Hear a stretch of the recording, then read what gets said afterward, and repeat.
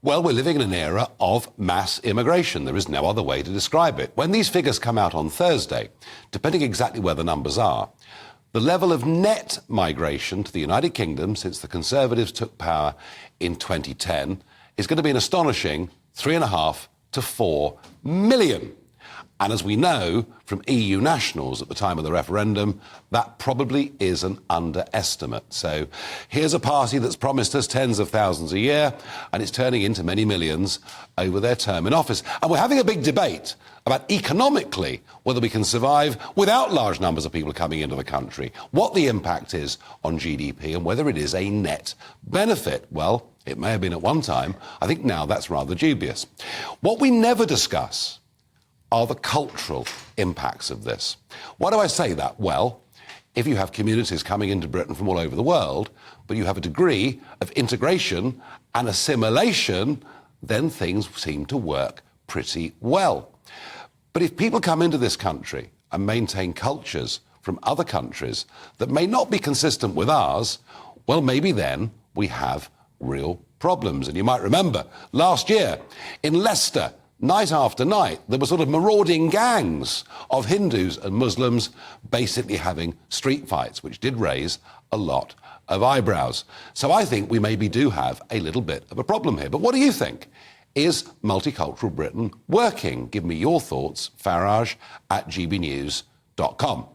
Now, this weekend in Birmingham, there was a screening of a film.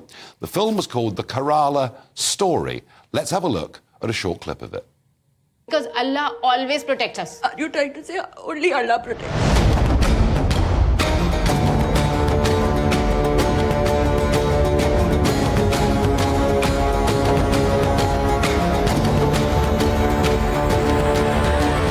क्या आपको अपना शौहर कबूल है? कबूल है। Fatima.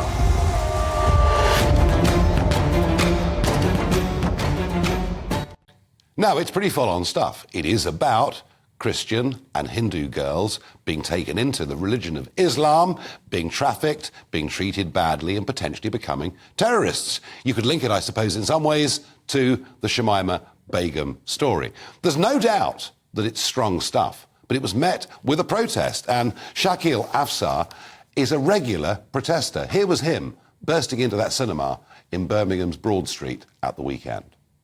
You should be ashamed of yourselves. You should be ashamed of yourself. This is propaganda. Sunni world should be ashamed of themselves. I will not get out. I will not get out. For the security, I wish to speak to the manager about the Islamophobic nature of this film. Call the manager. Call the manager. This film is lies. You can see that we have lived coexisted with Hindus, we have coexisted with atheists, with Sikhs for many years. This film by the Narendra Modi and the BJP Harami Hindutva RSS has been made to divide us. I have no problem with anybody. I will not believe in you. Well, Shakeel Afsar joins me now. He describes himself as a Kashmiri independence activist. Good evening. Thank you for coming on the programme. I'm very struck watching this that the politics and division of the subcontinent is now playing out on the streets and cinemas of Birmingham. What we must remember that this is a film being supported by the current Indian administration, by the Narendra Modi government. What we must also remember is as British citizens, we have accountability to the people of Kashmir. This film directly perpetuates that if you say free Kashmir, you are an ISIS terrorist. This film perpetuates that if you use the term free Kashmir, and as you will know that according to the United Nations resolution, the Kashmiris have been promised the right of self-determination. And the British is directly responsible for the mess that has been left behind in the Asian subcontinent. We cannot wash ourselves away. Well, the breakup. Just to answer your question, Nigel. I believe that this is propaganda by the Indian administration and the Narendra Modi, who has made this tax-free in certain areas. However, hang on a second. I accept that the rapid breakup in 1947 of empire was done quickly, with a huge loss of life, and in retrospect should have been done differently. Absolutely. No question about that. That was then, this is now. But what I said to you at the beginning, are you bringing the politics of a subcontinent onto the streets of the West Midlands? And we saw this last year in Leicester. you've just talked about Modi, the BJP. That's correct. But here's the point. Modi is the democratically elected leader of India. He's been elected twice. He'll probably run for a third term. And also, to answer your question, he's also the democratic elected leader that is holding the G20 summit in occupied territory. Internationally, it is recognized that Kashmir is occupied territory, and this prime minister is holding his G20 summit in occupied territory. The fact that the Saudi government, the Chinese government have backed down should clearly show you the level of propaganda that this individual and his organization is going to. We have no issue with people watching the film. Our issue is the fact that the false propaganda, the false narrative that it perpetuates. The film starts with the fact of it saying it's based on true events. The film had its whole trailer removed because the unfactual data of 32,000 girls. We as British Kashmiris, we as British Muslims believe that this film has been pushed out by the Narendra Modi to discriminate and disproportionately affect Muslims. You would never have an anti-Hindu film. You would never have an anti-Jewish film. The We believe this is 32,000 figure is, of course, highly disputed. The fact that young women are trafficked by some extremist Islamic groups and have been involved in the wars in Syria and elsewhere cannot be denied. It cannot be denied. The same way the right-wing activists who are shooting up people in schools, the right-wing activists who have their beliefs, you will have terrorism in every community. You will have, violence in every community. As a British Kashmiri, I want to urge to every single one of you watching this, you can watch the film. But what you must remember is this is being directly pushed by the Narendra Modi government. Just to finish, because you've called me here. The feeling. Just to finish, this being pushed, the fact that the government of India is making this tax-free in certain areas, what agenda do they have? What agenda do they have? It's a democratically elected... Whatever we say about India, it is a genuine democracy, the largest active democracy in the world. So they say. See, I wonder... I could argue that. Well, I think it is, but I just wonder here, really what we're seeing playing out is the extreme distaste that many Hindus have for Muslims and vice versa. There is a large degree... Look, I personally... Let's be honest. I have to disagree. There's a large degree of racial hatred between the two groups. I have to completely disagree. And it's real, isn't it? Because my mother originates from a completely different background. My mother originally came from a completely different background, a completely different religion. I have family members, friends who are Hindus, Muslims, Sikhs, Buddhas. The fact is this, that you could even see the BBC report that recently came out on labelling and providing evidence that Modi, the Prime Minister of India, was the butcher of Gujarat. In 2002, as the Chief Minister, he was directly responsible for the killing of innocent people. This same person... He's still been elected. No doubt, this same person 2-3 weeks ago in his election rally asked and demanded people to go and watch the film, and he made it tax-free in certain areas. We have no issue with the freedom of speech, but when the freedom of speech is inciting violence against Muslims, inciting violence against Kashmiris, we can never and we will never, Nigel, accept that. Well, let me pick up on that, all right? Fire away. Do you respect British democratic values? Absolutely we do. Do you respect the rule of law in this country? Absolutely we do. Right. Let me show you a quick clip of you taken, I think, last... Fire away. Of Birmingham will not tolerate the disrespect of our Prophet, peace be upon him, and there will be outcomes from your actions. You will have repercussions for your actions. We have been trained from birth that we must defend the honor of our Prophet, and we will lay our life on the line.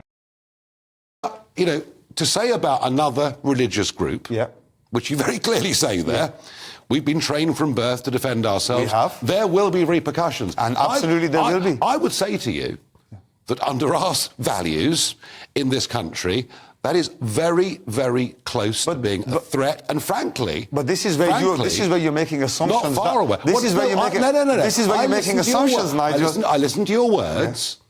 And if I was a copper watching that, I think, well, this actually is a direct threat. When we live in a land where we have democratic rights, where we live in a land that we have the right to protest, my actions mean that we will petition against this. We will rally our MPs against this. Why is it that you, Nigel Farage, sir, assume that we are going to pick up rocket launchers and start killing people? When I mean we are going to defend ourselves, I mean we are going to use the democratic means at our disposal to do so, sir. I know you didn't mention, but you kind of implied that. But it sounds to me, sounds to me that you're prepared to have basically Street battles. I'm prepared to use every one of my... What will you do? I'm prepared. I'm going to explain. Yep. I'm prepared to use every one of my physical strength, every one of my financial strength, every one of my contacts to make sure that I unearth the barbaric discrimination that is taking place against Muslims. And you know that so well. You left your UKIP party because the fact that Harry was becoming so anti-Muslim. You know the Muslim narrative that exists in our society. Listen, I'm sure I have worked. I'm sure you left UKIP because of the fact of how anti-Muslim it became, Nigel. You know exactly. I didn't like where it went. Yeah. And look, I've worked. You didn't like where it went because it was going anti-Muslim. I have worked with many Muslim people over the years. Yes, of but course. I am deeply fearful of Islamism. Well, look, any institution or organization that pushes violence, pushes hate, that calls for killing people, that calls for hurting people, I as a Muslim, as a Kashmiri, can tell you utterly on your channel, I condemn. Would you Those like people this? should be locked up and the keys should be thrown away. But when on a governmental level, the Modi administration, which you know, Narendra Modi and his administration and what they are about, when they are pushing a film to be pushed, and when Muslims, because I'm sure you were going to have another guest here who was ex-Muslim. Now, when Muslims say that we feel disproportionately discriminated, the fact that they are in the opening... Have you watched the film, sir? I've watched the clips. Okay, I've watched the film. In the opening scene of the film... No, you don't like in it. the opening... No, let me finish, because you called me here, Nigel. You don't like it, and some of it's very violent. No, it's not about I don't like it, it's about what it pushes. It's about in the first half. I'm a British-born Kashmiri who believes in the right of self-determination. And we now... Nigel, you've called me here. Please let me have my... But I'm saying to you... Nigel, I will give you... You are giving let me us finish. subcontinent politics in Birmingham. It's not, because the largest Kashmiri community outside of Kashmir lives in Birmingham. The largest Kashmiri community outside of Kashmir. So why haven't they become British? Why haven't they integrated with British society? We are British Kashmiris. We follow the law of the land. We pay our taxes. We live here in harmony. So you don't want this to be an Islamic country? The fact that United Nations resolution states that the international community must get involved to sort out and allow the Kashmiri people the right of self-determination. As a Kashmiri, I was very upset that in the first 15 minutes of the film, it was a scene about the young Shalini going to nursing school. And outside the nursing school, it was graffitied, free Kashmir, with a picture of Osama bin Laden. Are we Al-Qaeda? Because we demand the freedom from our oppressors? Do you make a pledge that whatever you do, you will act within the laws of this land? Nigel, even for you to ask me that question, when I stood up against the LGBT indoctrination in our schools in 2019 as one of your... one of your guys said... You are a full-time protester. No, I'm a property developer by trade. I'm a part-time protester. When I become a full-time protester, you will know about it. Let me ask you I give you my pledge. I give you my pledge, and senior police officers, I can name one of them, Inspector Neil Kirkpatrick from my constituencies as senior officers, and even two-star officers will say that Shakeel will always, and I pledge to you that everything I do, everything I say will be in the parameters of the law. In this film, I was a customer who was watching, who purchased. I wasn't a protester. I was a customer who bought a ticket. You knew what was coming. I bought a ticket. I bought a ticket in this film. The same way, Nigel, 1 second. I bought a ticket in this film and I was very disgruntled. The same way, if I'd ordered a halal beef sauce,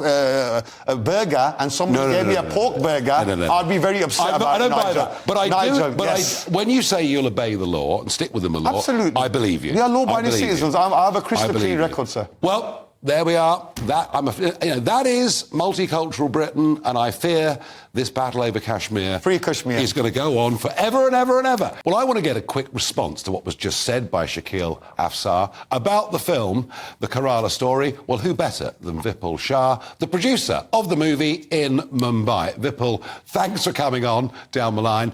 So it's perfectly clear what is being said by Shakeel, that what you're pushing here is simply BJP, Modi, anti-Muslim propaganda, that the figure of 32,000 women being taken in by ISIS effectively is factually incorrect, and, Vipul, that you are spreading hate. I'd love to get your reaction to that, please. First and foremost, in my 25 years of career, I have never taken support from any political party for any of my films. So that charge is not accurate. I can understand if I was doing this for years, but for years I've never taken any support from any political party. The second thing is, this film talks about the element which are radicalizing the girls in India, and they are destroying the lives. It's a terror network that the film tries to expose. And so to say that this is lie is not correct, because this is a story of three girls. One of them is right now in the jail of Afghanistan. One girl has died, whose parents' testimony is shown at the end of the film. And the third girl, who was raped, gang raped, and who is underground right now, her testimony is also at the end of the film. So to say that this film is a propaganda is also inaccurate. The number 32,000, there is a UN report which says that there are more than 40,000 girls from all over the world who have gone to ISIS under this manipulative conversion. So that is the number that we need to remember. I think the accurate number is 48,000. We've still been very conservative, and we've spoken about only 32,000 girls. Now, we've never said in any of our trailer or anywhere that these 32 girls are from India. We just said that 32,000 girls have traveled to Yemen, Syria, and other parts of the world and for ISIS, and they've died or they've gone missing. Well, Vipul, thank you for coming on and giving a counterbalance to what Shakeel said, and we're very, very grateful for you joining us at this time of the day down the line from Mumbai. Thank you very much indeed. Well, there we are. There's both sides of a story. All of this playing out on the streets of cities of this country. And I suspect that as the years go by, and as these populations increase, and as there's intense dislikes that genuinely exist between the Hindu and Muslim communities, frankly, we're going to see much, much more of this sort of thing.